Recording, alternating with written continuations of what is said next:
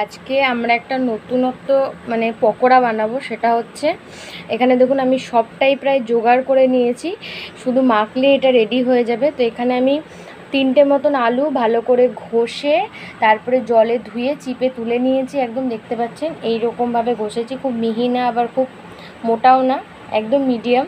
আর এখানে একদম অনেকটা চিকেন আছে, ভালো করে পেস্ট করে নিয়েছি একদম।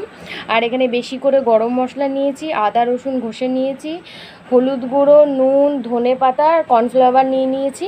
এটা দিয়ে এটাকে ভালো করে একদম চটকে আমি মেখে নেব। আর যদি আপনারা মনে করেন যে এর মধ্যে লঙ্কা কুচো করে দেবেন সেটাও দিতে পারেন। তো এটাকে আমি আগে ভালো করে মেখে নেব। গাইস দেখুন মাখাটা কিন্তু একদম রেডি হয়ে গেছে, আর কত সুন্দর মাখাটা একদম কমপ্লিট। আর গরম মশলার একটা অসাধারণ গন্ধ বেরোচ্ছে গাইস। আর এই গরম মশলাটা কিন্তু আমরা নিজেরাই পরিমাপ করে বাড়িতে বানাই।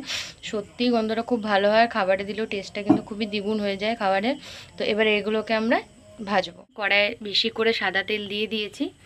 আর আমরা এবার তেলটা গরম হয়ে গেছে, যত তেলটা অনেকক্ষণ আগেই আমরা চাপিয়েছিলাম। এবার একটা একটা করে করে আমরা দিয়ে দেবো। এমন নয় যে আপনাদেরকে গোল করতেই হবে, যেরকম নর্মাল শেপে আপনাদের আসবে সেরকমভাবেই কিন্তু এরকম একটা একটা করে পকোড়া আমরা ছেড়ে দেবো গাইস। আর এটা কিন্তু ঘরে যদি অল্প চিকেনও থাকে তার সাথে কিন্তু এরকম আলু মিক্স করে যদি আপনারা এরকম পকোড়াটা বানান তাহলে কিন্তু আলুটার আলু মনে হবে না, সেটা এতটাই টেস্টি হয়ে যাবে। তো অবশ্যই কিন্তু আপনারা এইভাবে বাড়িতে, এরকম সবই জিনিস বাড়িতেই প্রায় থাকে, তো এইগুলো দিয়ে কিন্তু অবশ্যই আপনারা একবার ট্রাই করে দেখবেন। সন্ধ্যাবেলা চায়ের সাথে কিন্তু খেতে একদম জমে যাবে। এটা আমার একটা নিজের ভাবনার রেসিপি, আমি নিজের ভেবে এটাকে বানিয়েছি। তো এবার এইগুলোকে সব এরকমভাবে দিয়ে আমি মিডিয়াম টু লো ফ্লেমে খুব সুন্দর করে এগুলোকে একদম গোল্ডেন ব্রাউন করে ভেজে নেব। মিডিয়াম টু লো ফ্লেমে একদম কত সুন্দর করে আমরা ভেজে নিয়েছি গোল্ডেন ব্রাউন করে। এবার এটাকে আমরা নামিয়ে দেবো। গাইস দেখুন পকোড়া কিন্তু আমাদের একদম রেডি হয়ে গেছে, আর খুবই টেস্টি হয়েছে গাইস।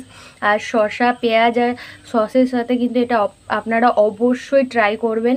আর সাথে চা খেতে কিন্তু খুবই ভালো লাগবে গাইস, আমি বলছি। আর খেয়ে কিন্তু অবশ্যই কমেন্ট করে জানাবেন এরকম একটা সুন্দর নতুনত্ব রেসিপি আপনাদের কীরকম লেগেছে। তো আজকের জন্য এতটুকুই। আর যদি আমাদের ভিডিওটা ভালো লেগে থাকে তাহলে লাইক করবেন, শেয়ার করবেন, আমাদের চ্যানেলটা অবশ্যই সাবস্ক্রাইব করবেন, বেল আইকন ক্লিক করবেন এরকম নতুন নতুন ভিডিও সবার আগে আপনার কাছে পাওয়ার জন্য গাইস। আজকের জন্য এতটুকুই, আবার দেখা হবে পরের সপ্তাহে।